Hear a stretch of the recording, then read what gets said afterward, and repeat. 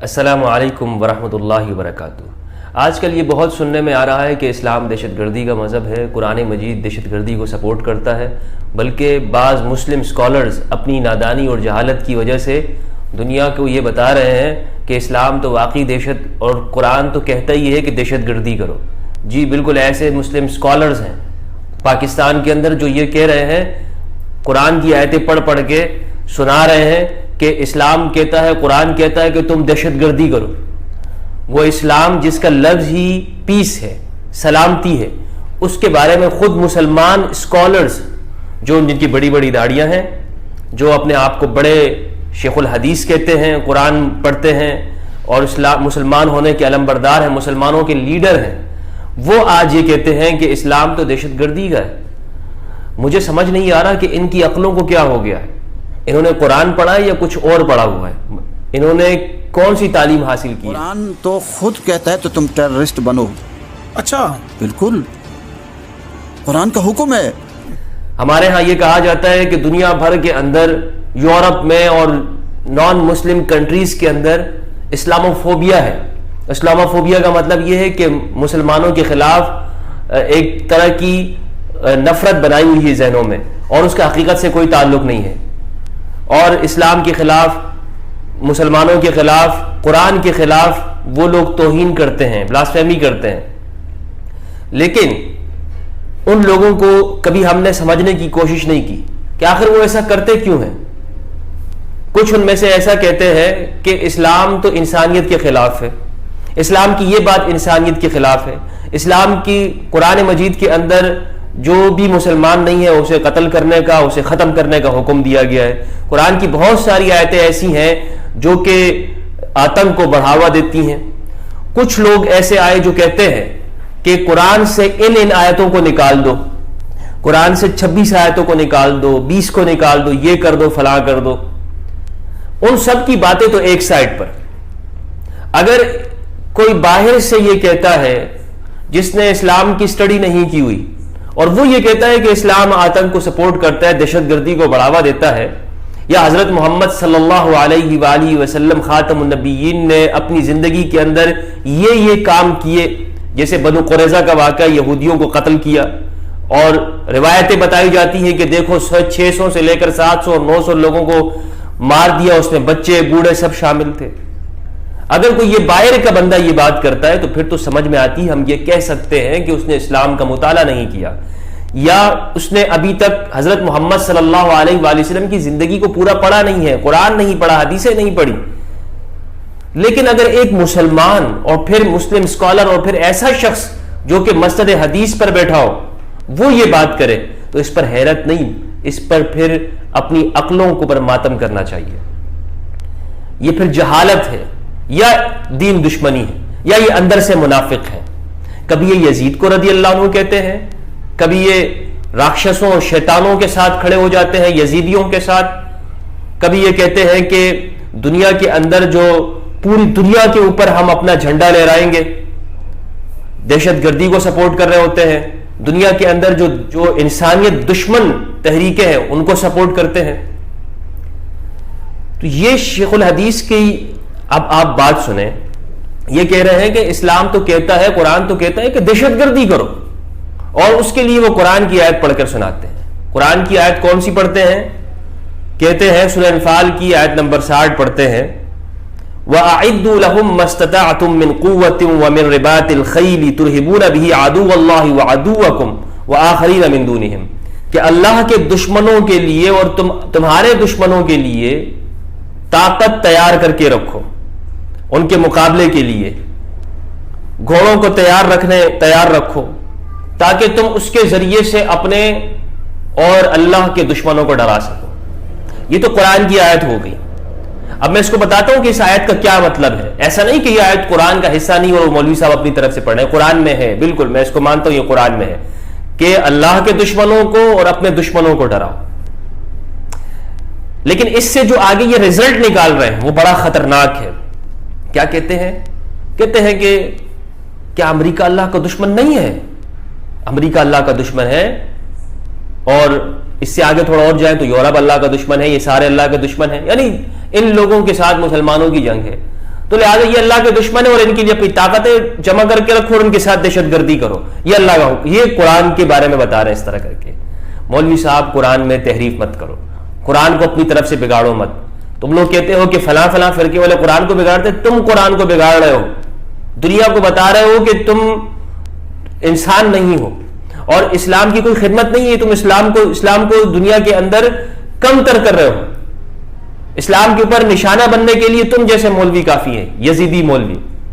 یہ بالکل غلط میننگز قرآن کی بتا رہے ہیں, بالکل غلط. اس کو اگر آپ دیکھیں, اور مجھے سمجھ میں نہیں آتا کہ یہ ہمارے اسلام آباد کے اندر بیٹھے ہوئے ہیں اور اسلام آباد کے اندر حکومت پاکستان کی حکمرانوں کی ناک کے نیچے بیٹھے ہوئے اس طرح کی قرآن کی غلط تشریحات کر رہے ہیں. ان کے مدرسے کے اوپر پہلے آپریشن ہوا تھا پرویز مشرف صاحب کے زمانے میں, اور وہاں سے یہ برقع پہن کر بھاگ گئے تھے. اچھا, اس آیت کو امریکہ کے اوپر فٹ کرنے کے بعد ان سے پوچھا جاتا ہے کہ پہلے تو ہم نے امریکہ کے ساتھ مل کر جہاد کیا تھا افغانستان میں, تو کیا اس وقت وہ اللہ کا دشمن نہیں تھا؟ کہہ رہے نہیں, دیکھیں جی جب اسلام کو ضرورت پڑتی ہے کہ آپ کا فائدہ ہو تو آپ یوں کریں یوں کریں. ہائے ہائے ہائے ہائے, اس کا مطلب ہے کہ آپ جھوٹے ہو, آپ اللہ کے دشمن کو بھی پھر دوست بنا لیتے ہو, ان کے اوپر اپنے آپ کو بیچ دیتے ہو, خرید لیتے ہیں وہ تمہیں اللہ کا دشمن بھی. تو یہ کون سا جہاد ہے جب تم اللہ کے دشمنوں کے لیے کرتے ہو؟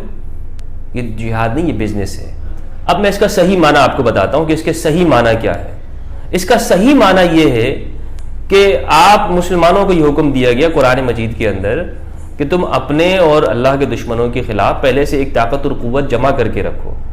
حتیٰ کہ مولانا مودودی کی تفسیر بھی آپ اٹھا کے دیکھ لیں گے تو اس کے اندر بھی انہوں نے یہی معنی لکھا ہے کہ آپ پہلے سے ہی اپنے پاس ایسی طاقت اور ہتھیار جمع کر کے رکھیں کہ جب اگر جنگ ہوتی بھی ہے تو آپ یہ نہیں کہ اس وقت پھر اسلحے کے لیے دوڑ رہے ہو کہ ہمارے پاس یہ نہیں ہے ہمارے پاس وہ نہیں ہے. جس طرح کا زمانہ ہو آپ پہلے سے اپنے پاس تیاری کر کے رکھیں, اور عین جب جنگ ہو تمہارے اوپر کوئی حملہ کرے تو اس وقت تمہیں پھر افسوس نہ ہو کہ یار کاش ہم یہ ہتھیار بھی رکھ لیتے, کاش ہم یہ طاقت بھی جمع کر کے رکھ لیتے. تو پہلے سے اپنے پاس ہتھیار جمع کرو. جب تمہارے پاس پہلے سے ہتھیار ہوں گے تو اللہ کے اور تمہارے دشمن جو ہوں گے وہ اس بات سے دیکھ کر ڈریں گے کہ تمہارے پاس تو ہتھیار موجود ہیں, تو تمہارے اوپر ہم حملہ کیسے کریں. تو دیکھیں, ہتھیار ایک ظاہری اسباب ہیں, یہ ہونے چاہیے. اس کا مطلب یہ نہیں ہے کہ آپ دنیا کے اندر ہتھیار اس لیے رکھیں کہ لوگوں کو ڈراتے رہیں اور پھرتے رہیں اور کہتے رہیں کہ میری بات مان لو ورنہ ہم تمہارے اوپر حملہ کر دیں گے. یہ اپنے آپ کو دوسروں کے حملے سے بچانا ہے, دوسروں کے اوپر حملہ کرنا نہیں ہے. جس طرح یہ کہتے ہیں کہ پوری دنیا کے اوپر ہم جھنڈا لہرائیں گے اور یہ کریں گے اور ہم اسلحہ جمع کریں گے, یہ الٹ معنی بتا رہے ہیں. اس لیے قرآن میں ہے کہ تم اپنے پاس ہتھیار رکھو گے تاکہ کوئی اور تمہارے اوپر حملہ نہ کرے. اس لیے نہیں ہے کہ تم جمع کرو تاکہ تم لوگوں کے اوپر حملہ کرتے رہو. میں نے پہلے بھی کئی ویڈیوز کے اندر جہاد کا معنی یہ بتایا تھا کہ جہاد کے اندر قرآن نے صرف اور صرف ایک وجہ سے اجازت دی.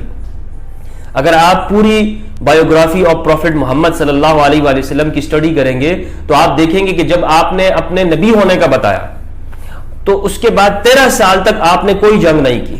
مدینہ میں جب آپ آتے ہیں 13 سال بعد, ان پچھلے 13 سال میں آپ کے ساتھ کیا ہوتا ہے پوری دنیا جانتی ہے جو سٹڈی کرنے والے ہیں. جب آپ مدینہ تشریف لاتے ہیں تو مدینہ کے اندر پہلے سال نہیں دوسرے سال وہ جو مکہ کے لوگ ہوتے ہیں وہ دوبارہ سے حملہ کر دیتے ہیں.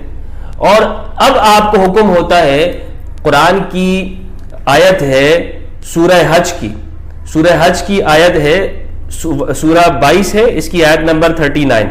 فرمایا اذن للذین یقاتلون بانہم ظلموا ان اللہ علی نصرہم لقدیر. جن مسلمانوں سے کافر جنگ کر رہے ہیں انہیں بھی مقابلے کی اجازت دی جاتی ہے کہ آپ کے اوپر اب حملہ ہو رہا ہے, آپ کے اوپر ظلم ہو رہا ہے, اب آپ کو بھی اجازت ہے. پہلے ہم نے اجازت نہیں دی تھی, پہلے آپ کو مارا جا رہا تھا, آپ کو گھروں سے نکالا جا رہا تھا مسلمانوں کو, لیکن قرآن نے کہا تھا کہ اب تم نے لڑنا نہیں ہے, وہ تمہیں مار رہے ہیں تم نے نہیں لڑنا. لیکن جب ظلم حد سے بڑھ گیا ہے, تمہارے گھروں تک آ گئے, گھروں سے نکالنے کے بعد تم اس ملک کو چھوڑ دیا, دوسرے ملک چلے گئے, وہاں پر بھی یہ نہیں چھوڑ رہے ہیں, تو اس کا مطلب یہ ہے کہ یہ تمہیں کسی بھی جگہ نہیں چھوڑیں گے.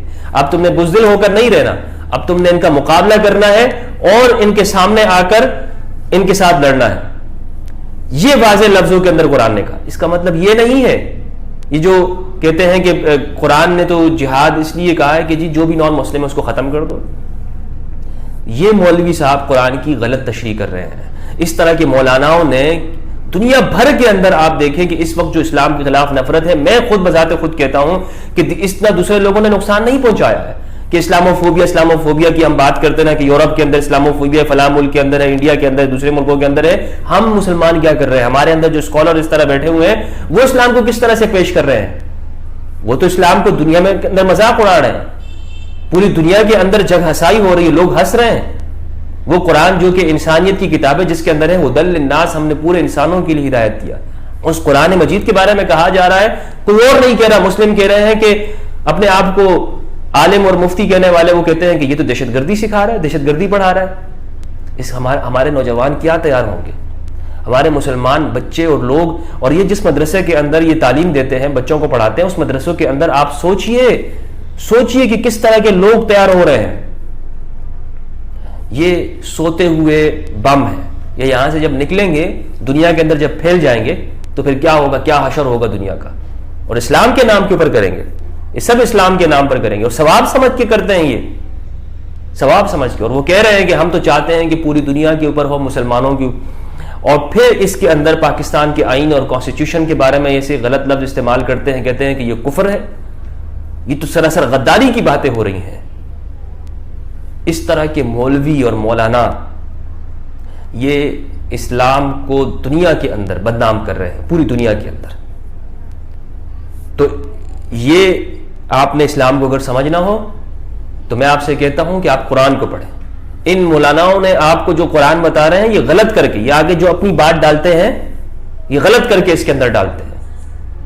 تو آپ کو چاہیے کہ قرآن کو ڈائریکٹ پڑھیں. ڈائریکٹ پڑھیں گے تو آپ ان کے الجھاوے اور نرغے کے اندر نہیں آئیں گے. اس طرح سے یہ چاہتے ہیں کہ مجھے تو پکا یقین ہے، میں تو جانتا ہوں، مجھے پکا یقین ہے کہ یہ مسلمانوں کے خیر خواہ نہیں ہے. یہ مولانا جو قرآن کے بارے میں، جہاد کے بارے میں اس طرح کہہ رہے ہیں کہ جہاد جو قرآن تو دہشت گردی کی تعلیم دیتا ہے، یہ مسلمانوں کے خیر خواہ نہیں ہے. بہت بہت شکریہ.